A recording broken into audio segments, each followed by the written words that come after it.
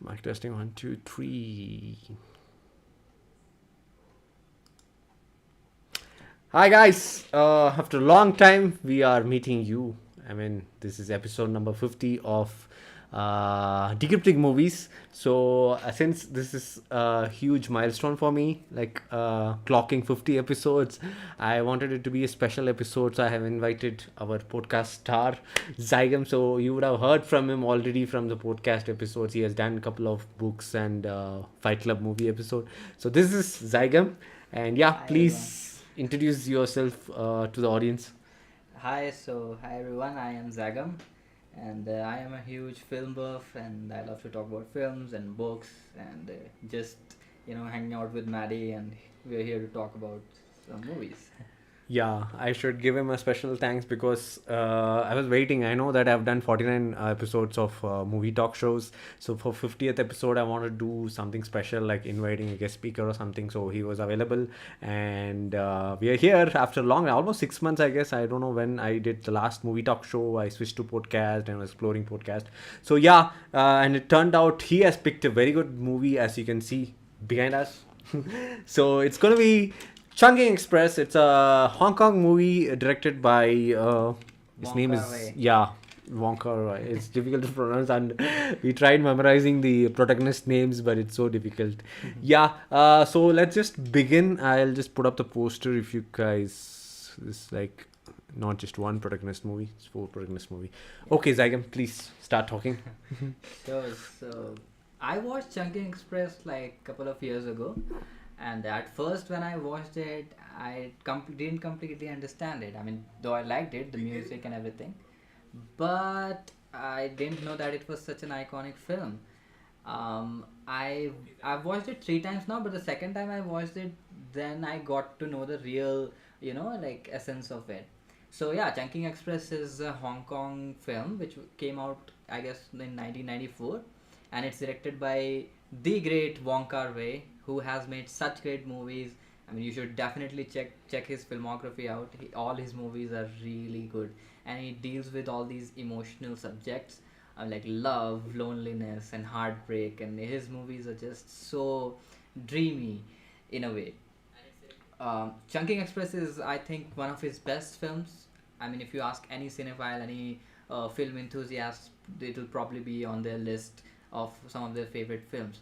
And part of the reason for that is it's so unique, and the way they have filmed it, the editing, the cinematography, it's very experimental as well. So, like, the editing is so weird in a way, but it works once you see it. So, have you got any questions? Yeah, I mean, first of all, I want to say that this is a movie that I want to talk about for a long time because, like, couple of friends kept, forcing me to watch this movie, and since it was a romance movie, I didn't like. My first preference is always thrillers, right? So I was like putting it aside and postponing, but I ended up watching it with a friend. I was like mind blown because the technical aspects. But let's get to the technical aspects later. So, talk us about the story. What happens in Chungking Express? Sure, sure. So it's basically a story of like these four individuals. There's this one young guy who recently had a heartbreak and he's dealing with it. The scene, I think it starts when he's eating the pineapple cans which are about to expire, and there's this whole thing behind it because his birthday is on 1st May, and 1st May is a very special date for him. And since then, in the pop culture thing also, like whenever there's 1st May, you'll see all these film accounts and stuff on Facebook and Instagram. They'll be posting just specially for Chunking Express. So I think Chunking Express Day would be 1st May or something. But yeah, so it's about this guy. Then there's this one blonde woman who is also involved in the story. I don't want to spoil it for you too much, but it's something related to some crime or stuff that she's doing. And this guy ends up meeting her, and kind of falls in love with her and just tries to persuade her, but that doesn't work out. Then there's this other cop guy. He has, in the movie, he just has this number, cop 663 or some 366, something like that. And the other one is Faye. Her name is Faye. She's like a young woman who's working at this cafe kind of thing. and she loves to listen very loud music. And there's this song called California Dreaming, Yeah. which keeps on playing in this movie for like 1,000 times. And it's so good, like you never get rid, like what to say, bored of it as well. So yeah, I mean, in the poster itself, that's Faye who's looking at the glass here, and in the poster as well. So This yes. lady. Yeah. And yeah, it's about their whole dynamic, how it works. This woman falls in love with the cop guy and goes to his apartment to just search something and stuff, and then the cop guy gets to know. So at the surface level, it's a very basic story, there's nothing special. It's so, but the thematic, what to say, notions beneath it, the layers, once you start exploring them, and you have to watch this film at least 2 or 3 times to get the Yeah. full essence of it, because there's so much to it. First time you'll be like, wait, what is the story? It's like so non-linear and so, what to say, disjointed, but that's the beauty of it. It's like the director tries to put beauty into chaos in a way, and the editing, oh my god, it's like so blurry, so disruptive. You'll be getting seizures only once you watch it. But that's the thing, he wants to be that dreamy, that trippy in a way. And all the neon lighting and the background they put, and the music, man, like so dreamy. I would recommend you get a glass of wine and just watch this movie. It would be epic if you do that. So what would people who are under 18 do? Like, Not for the underage people, but if you are in the legal age, just chill out and watch this movie. That's what I want to say. So I just wanted to add, like, to be like on an overview, this is like a what do you say, love failure movie. Yes. Like two different love stories told in one movie. Yeah. So there are like two stories running in parallel, I guess, but we see it in a very linear fashion. Like first we see there is this guy getting broken up, and he's like going through that, like, he wants one more month to conform, like he's going through that, still having that, like as you were saying, purchasing pineapple with expiry date on a particular date. Yes. So, and then the cop story where he is having a relationship with a air hostess, and she kind of breaks up, and then this girl comes in, and she's crazy, like she loves him in a very crazy way, but then she never lets him know. And then so it's two different love stories told in a very unique fashion. And yeah, we'll get to the technical things. So first I want to ask you which story you enjoyed the most. I mean, both are really good. Okay, I'm gonna be honest with you. So the first story where the young guy, his name I forgot, like You Shikwiu can or look it up. something. Yeah, let's look it up. Hikyu. Shikwiu. So yeah, I could relate to his story a lot, because I myself kind of went through a heartbreak at that time, and when I first watched this film, and I could like understand what he was feeling. And so this is about heartbreak and pretty much about unrequited love as well. So at least the second story is about unrequited love, which is like, you love the other person but they don't love you back, and about that also, like how lonely it could be sometimes when you are heartbroken. So yeah, I mean, but if you ask me personally, I enjoyed the first story one with the young guy and the blonde woman one. It was so nice. Okay, for me it was the second story. Okay. So it started off like he was having a relationship with the air hostess, and it was pretty bad for him because he was emotionally involved but she was not. Yes. And then this new girl came in, and she was like crazy about him, going to his house without his knowledge and arranging stuff. And also that was so new and fresh. It was really good. I think the second story was having more screen time, I guess. Yeah. I don't know, for some reasons I feel the first story had less screen time. Yeah, probably. Yeah. Because the guy who plays the cop, he's actually a pretty famous Hong Kong actor. And I don't know if you know, he played this role in recent Marvel movie, some Seven Rings movie, I don't know. Oh, Legend of Seven Rings or something. He was there. But Okay. he's pretty famous in the Hong Kong cinema, He's made pretty good movies. So, Cool. yeah. Okay, now coming to the technical aspects. Mhm. So apart from the story or the direction, what do you liked? This movie is very special, once you watch it, it stays, it lingers in your mind behind, how do I explain it? It's so dreamy, That's what I like the vibe of this movie. You would never feel something like this in any other kind of film. It the only, you know what to say, only Wonka Wai films make me feel like that. It's like it has this sense of very subtle pain to it as well. I don't know what it is, but then, as I said, the neon lighting and what to say, the dirty editing. They actually, yeah, in the technical aspect they have something called dirty editing or something. I'm not sure how exactly it works, but it's like very disruptive and very flashy. And at first glance you'll be like, what, these guys are like amateurs or what? But then it's intentional, it's deliberate. So yeah, I like these kind of films which lingers in your mind, which stays with you for a very long time after you finish watching it. Yeah, I mean, as a filmmaker, I can say the combination of lighting, cinematography, and editing was pretty, what do you say, path breaking. Hmm. Like a lot of Hollywood movies were also inspired by this movie, and we know Yeah. that Quentin Tarantino's one of He's a huge fan of this film. yeah, Huge fan. Yeah. favorite film is Chungking Express.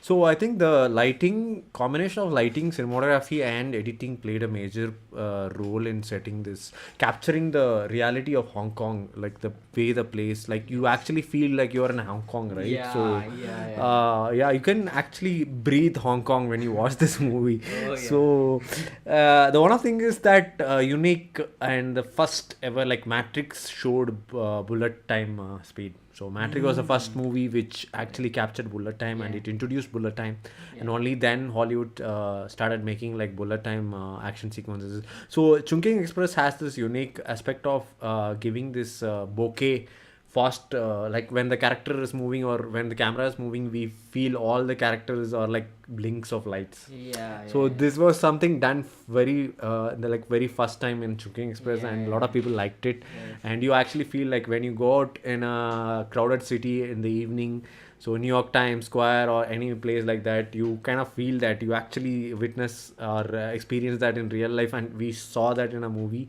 So Yeah. that is the main, like the very first shot or scene of the movie itself Yes. begins with that effect. Yeah. So that sets the tone for the whole movie. Yeah. So the combination of lighting, camera, and editing played a major role. Yes, yes. And also I read about this. So like you see in the background, the background people are moving slowly, but the characters who are in front of the camera, who are in focus, are moving fast, and it's deliberate. So to show that their life is running so fast and they're so disjointed with the outside world and stuff.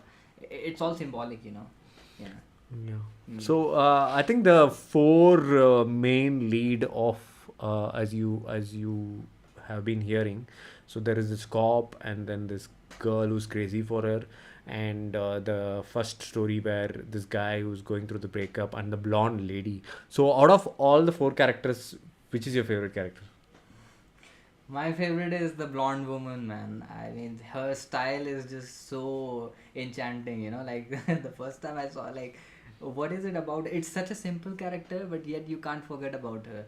And I don't know, it was something about it. And her screen time is not even that much in the Yeah, movie. yeah. That's what. But even for that small span of time that she was in the movie, she just captured my attention. She's so pretty as well, and not because of that fact. Also, she has acted so well, and it's just a very unique character in my opinion.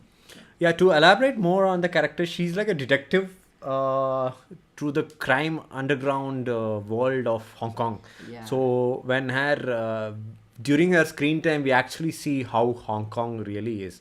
We all know that it's a very populated city, and it's kind of developed, and it's like, even though it's part of China, it's kind of having its own secular kind of what do you say, space. But the underground world, we see people from Pakistan, India, and you know how they are Yes. like living there, and what happens in this network of trade, and how people live there. So all this underground shady shit and all we see in that segment where the blonde lady is shown. And so it's very interesting that none of these characters have names. So we just know like Cop 663 and blonde lady, and then this girl. So but we get attached to them. Right. Yeah. Right. My favorite character, I would say, the crazy lady who's in the poster. Like, Faye. Her she name was is Faye. Yeah, very yeah, crazy. yeah. Like especially when she when the California Dreaming music Oh, comes man. in, she's crazy about that. And And yeah. California Dreaming will be keep on running in your mind behind once you finish watching the Yeah, film. once, yeah. I mean, the major takeaway would be that California Dreaming song. So you'll get addicted to it after watching this movie. Yes. So yeah. So you said this has a sequel?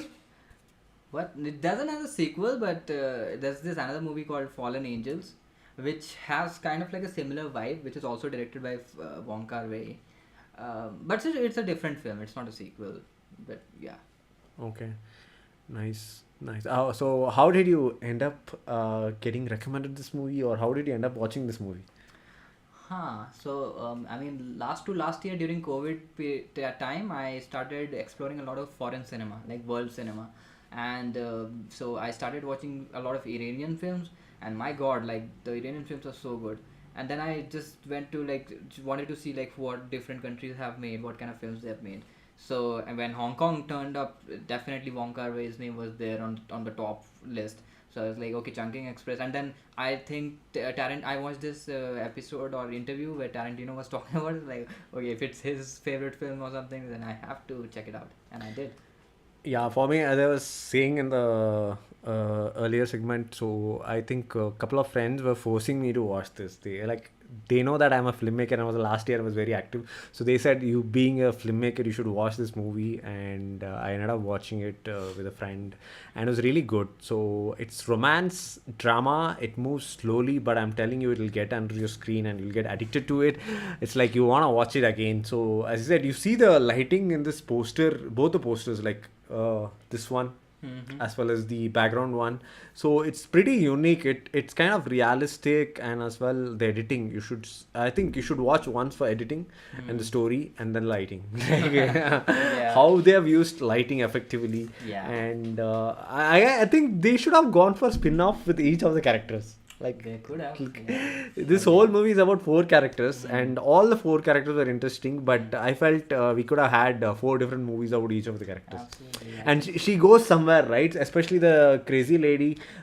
She kind of, when it's like when she's She actually goes to California, you know. yeah, but she was like put on the spot, right? He came to know that she's coming to his home, and like, Yeah. so what she did in California could be another movie, but it's Oh my God. Right. and California Dreaming. what happened to that blonde lady? Who was she after that? It's all has that potential. I don't know why the director didn't follow it up. It's like 30 years, right? 30-year-old movie. You're still talking about it. So it's all like potential. Like in parallel universe, we could have had some movies. Cool. And yeah, to remind you guys, it's 50th episode. I was waiting for this moment, like, not doing any talk shows. I just wanted it to be special. And what better movie could have made it special? Like, Chungking Express is one of those classic movies. Yes. We all know that Hollywood movies are famous, and then European movies are famous. Just now, Indian movies are getting famous. But certain movies like this from Eastern countries, like especially China, Korea, Japanese. So this was one of those movies that made the world turn back. Like, Hollywood, you're not the only guys who are making like unique movies. Like, we could also do it, and in our own language we'll do it, and we'll make you watch. So Yeah. it's pretty good. Do watch it. And any final words, like, why should people check out Chungking Express? I mean, check it out for the sake of it. It's one of the best films ever made. Not just one of the best Hong Kong films, but one of the best. It's like if you check like the top cinemas of the world, it's definitely going to be there, and it's a masterwork in all aspect. And it's a good character study, and especially for film students who want to get into film. Case study. This is a very good movie for a case study, because it's so unique and such a fresh take. You can definitely get inspired from this. So, Also, it was made on a pretty low budget, I guess. yeah, so I'm not sure how exactly, but it was made on a shoestring budget or something. Yes, and from my end, Maddie tells you that at least for this lady character, you should watch it. Like, this is my most favorite character. The way she is crazy, like, she doesn't want to tell her love, but she wants to love love him. Like Yes. that's like she doesn't want to reveal her love for him, but she wants to keep loving him. Yeah. So I found that very unique and so crazy. Like nobody would be crazy in such a And world. she's super cute, so. Yeah, her haircut and the way she dresses. So, and they have this street food also. This cop is not. Yeah. He's still dating, right? So he's not married. So he ends up having most of his food in street food. So Mhm. I think there's a dialogue where they say in Hong Kong people don't cook food. They just have it in the street and go. That's why the street food are so famous there. Yeah. Cool. Yes. So hopefully you'll return for more movie talk shows. I'd love And to. Yeah. yeah, how was your experience? First time on a live stream. You have been doing podcast, but this is Yeah. like suddenly it happened today. Yeah, I had a good experience, talking about this movie, and I mean, I don't have a lot of experience on live stream, but I just tried to, say my mind aloud. That's all. Yeah, since it's late night, I think we did not have much questions. But if we had done it like 6 or 7 o'clock, you'll be flooded with questions like, Yeah. "Where did you watch this?" Cool. Do check it out. It's available in Amazon Prime subscription. I mean, premium subscription, and it's rated 8 in IMDb. So 8 is something very rare you get for a movie. It's 1 hour 42 minutes, and it's released in 1994. Obviously, you'll have to watch it with subtitles because it's kind of Chinese, Hong Kong. Yeah, Chinese. Cool. That's Cantonese, I think. Cantonese is like a Hong Kong Chinese kind of thing. Okay. Yes, Japanese, Cantonese, English, Hindi, Serbian, Mandarin. Hindi is there, so it's good reason to watch Indians. So, yes, guys. So I will continue the movie talk shows like Decrypting movies as usual. We have hit 50. I'm really like our channel started July, I think August 15th, 2021. So it's gonna be 3 years this year, and over the course of 3 years, I've clocked 50 episodes. It's a milestone for me. Thank you so much for supporting me, and thank you so much for Zaigam coming and commemorating this 50th episode. We'll Thanks for continue having this. me. Yeah, we'll continue this and. Catch you soon in another live stream. Until then, you're watching Medley with Maddie. I'm Maddie Dawson. He's Zaigam, and we are leaving now. Bye bye. Testing 1, 2, 3.